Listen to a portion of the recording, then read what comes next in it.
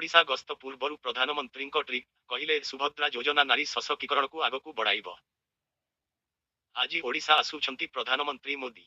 आज निज जन्मदिन रे सुभद्रा योजनार शुभारंभ करिवे प्रधानमंत्री।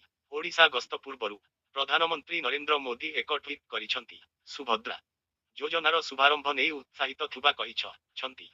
सुभद्रा योजना नारी सशक्तिकरण को आग को बढ़ाइबा सह नारी शक्ति को आर्थिक क्षेत्र में स्वाधीनता देव मोदी बोली ट्वीट करी सूचना देइछंती।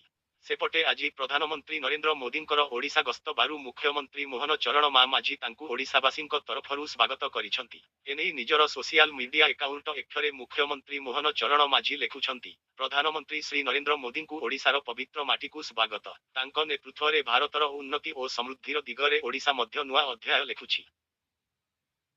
आज भुवनेश्वर जनता मैदान रे योजनार शुभारंभ करी हिताकारी खाता को प्रथम किस्ती टंका प्रदान करिवे मोदी।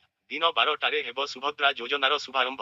प्रथम दिन में प्राय 10 लाख माँ मिलिब प्रथम किस्ती टंका। सुभद्रा योजनार प्राय 1 कोटी अधिक 21 वर्षरु 60 वर्ष वयस्क महिला 5 वर्ष में 50,000 टंका जमा खाता को पठाजिब। एथिपाई जनता मैदान को डग स्क्वाड और बम स्क्वाड द्वारा तन तन जांच करा जाइछि। जनता मैदान और गाड़कण को निज नियंत्रण को नहीं एसपीजी। जनता मैदान रे कार्यक्रम स्थल रे प्राय 70,000 रु 1 लाख लोकंक समागम हेबा संभावना रहिछि। एहाकु दृष्टि रख कड़ा सुरक्षा ग्रहण करा जाइछि। सुरक्षा रे रहिबे 81 प्लाटून पुलिस और 2 कंपानी सीआरपीएफ।